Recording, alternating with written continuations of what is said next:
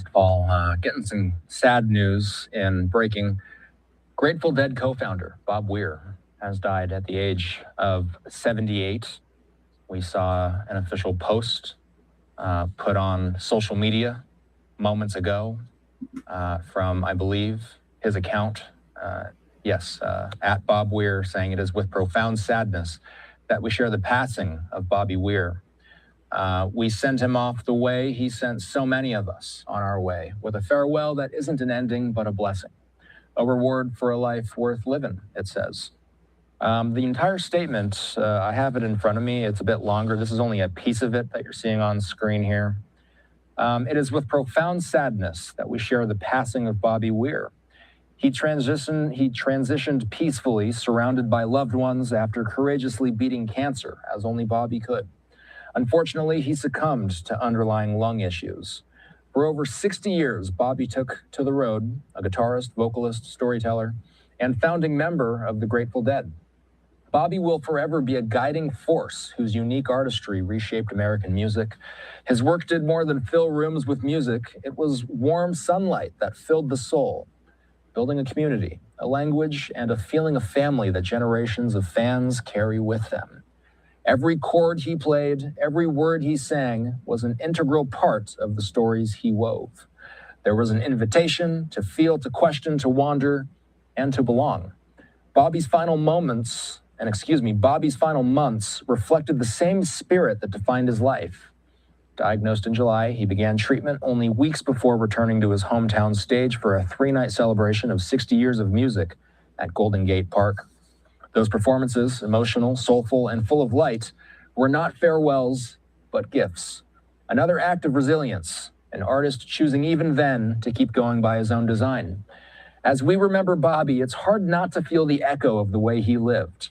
A man drifting and dreaming, never worrying if the road would lead him home.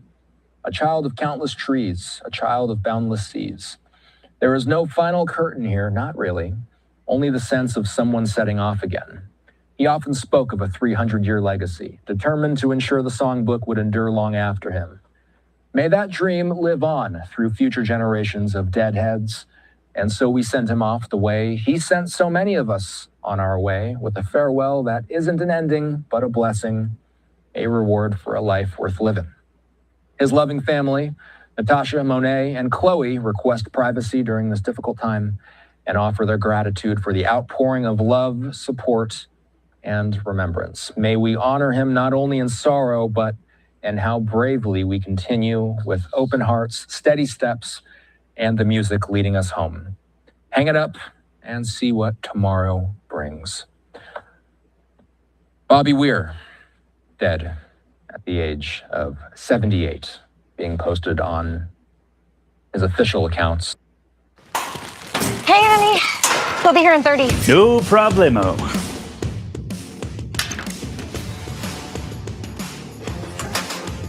It's not too late to order pizza.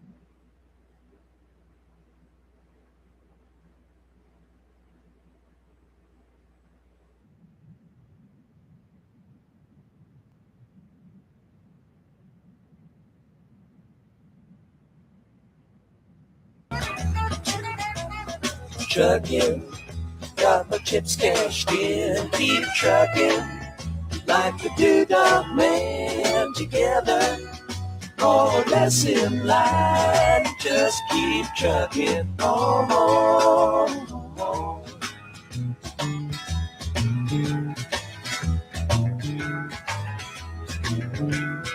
Arrows of neon and flashing marquees out on Main Street. Chicago, New York, Detroit, and it's all on the same street. A typical city involved in a typical daydream. Hang it up and see what tomorrow brings. Dallas, got a soft machine. Houston, too close to New Orleans. New York, got the ways and means, and just won't let you be.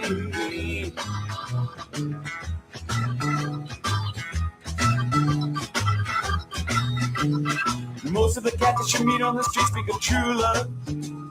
Most of the time they're sitting and crying at home.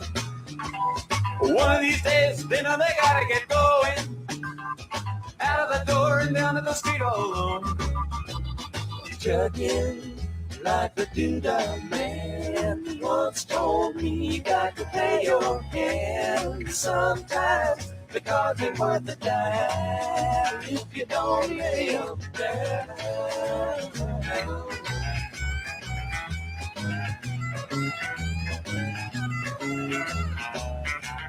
Sometimes the light's all shining on me.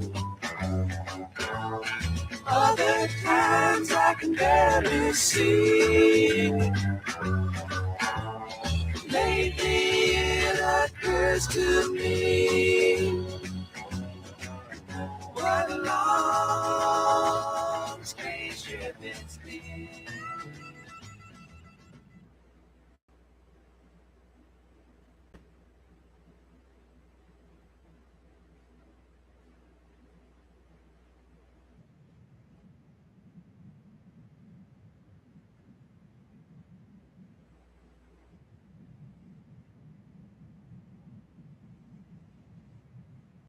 Skyman. But you were an adopted child. Yeah. And your adoptive parents were people of means. Mm-hmm. And they had high hopes for you academically. Yeah. You said they aspired for you to go to Stanford. Yeah. Wasn't on. You know, and I aspired to go to Stanford, but it was a goal too far. It was out of reach. You know, maybe I might have managed to get into a good school if I'd stuck with it, but music was all I could think about. So once your family decided, listen, he certainly isn't going to Stanford, he's into music, they in effect kicked you out of the house? No, I just left. You know, the bus was leaving, and I you know, I sort of slipped off. I'm not sure that I said a proper goodbye. I'd come back around. I loved my parents dearly, and I didn't feel real good about not living up to their expectations. But I was doing what I felt called to do, I guess. Bob Weir's adoptive parents died in 1971, and a decade later, out of nowhere, Weir got an astonishing phone call. The telephone rings. It's the morning. It's my office. They're saying there's a lady on the line who says she's her name is Phyllis, and she says she's your mother. And she also used the last name that was on my birth certificate, and no one would know that but me. And so I said, well, put her through. And so we met, and I had 12 other siblings. She had been prolific. And so, you know, I would call her every now and again. She'd been following me throughout my career because she knew who I was and what I was up to. But excuse me, the 12 siblings, were any of those put up for adoption? No, just me. And when she had the children later, she kept the children. Yeah. And stayed their mother. What an amazing thing. Yeah. So you eventually met her and talked to her. Yeah. And she gave me some information regarding my dad, and then I chased that down with a private investigator. It took him about 20 minutes to find out that he was, at this point, the commanding officer here at the local Air Force base. Uh-huh. And so I just sort of put that information in my back pocket for about 10 years, and finally worked up the nerve to call him. Took you 10 years to Yeah. decide to call.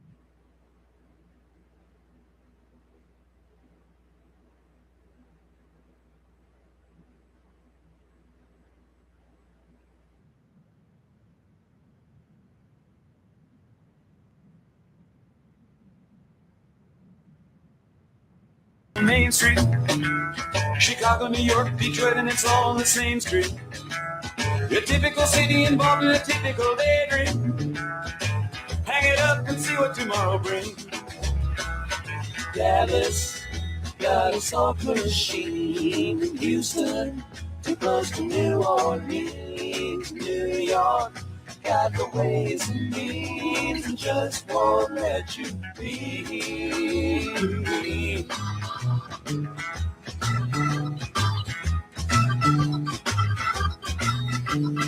Most of the cats that you meet on the street speak of true love. Most of the time they're sitting and crying at home. One of these days they know they gotta get going. Out of the door and down to the street all alone. Chugging like a doodah man.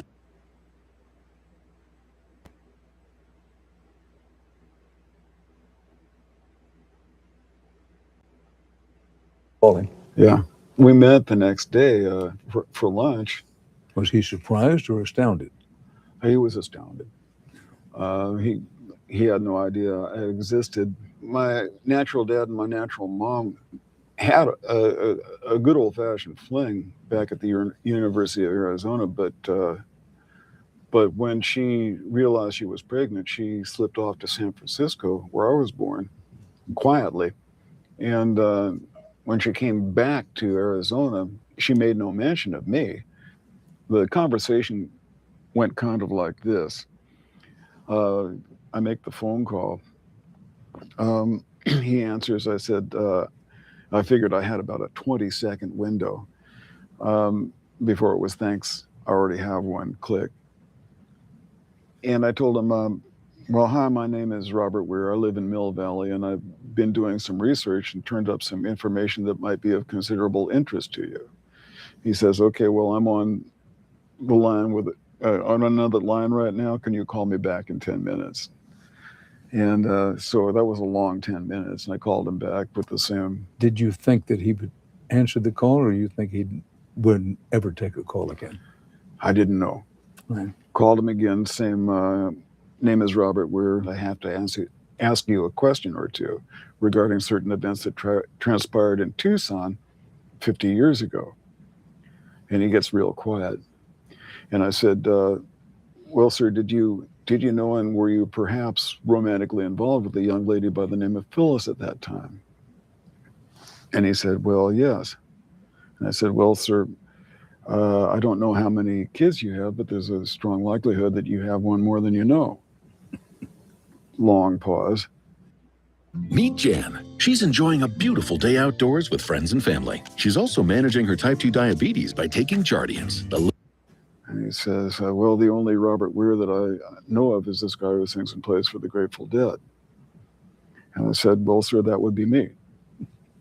Another long pause.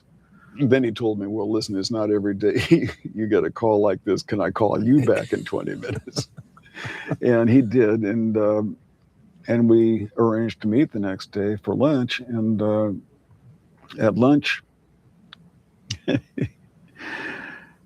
at first, there was a lot of Really looking you over and you looking him over. Yeah, both. You know, both of us very acutely interested in what this other guy's all about. And after about 20 minutes, we became very, very close friends and stayed that way. And he was my dad. I find that an amazing story. Yeah. Straight up Reader's Digest kind of stuff.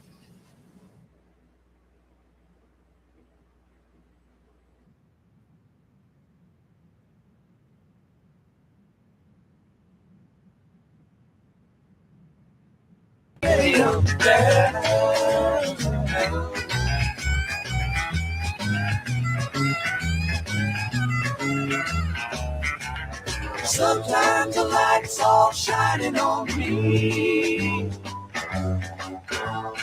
Other times I can barely see. Lately it occurs to me what a long spaceship it's been.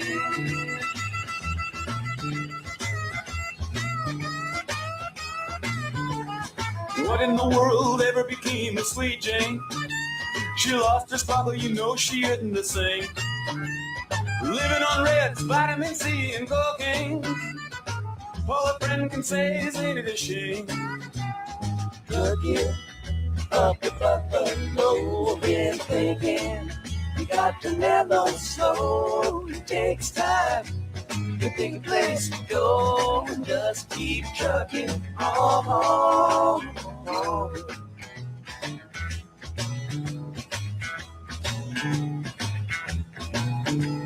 Sitting and staring out of the hotel window. Got a tip, they're gonna kick the door in again. I like to get some sleep before I travel. But if you got a warrant, I guess you're gonna. All right, ladies and gentlemen, the great Bob Weir has passed. God rest his soul. Great band, great songwriter. Want to thank his father for serving for this country and all the great music that Mr. Bob Weir put out for us. You're sick of hanging around And a you great like to band. travel. You folks have a great night. Be safe. God bless. And I'll be back with a peaceful fire tonight, unless something happens. Sometimes the lights are shining on me. What a great band. Great song. Other times I can barely see. And that family came full circle. Maybe it occurs to me. All glory to God. What a long, strange trip it's been.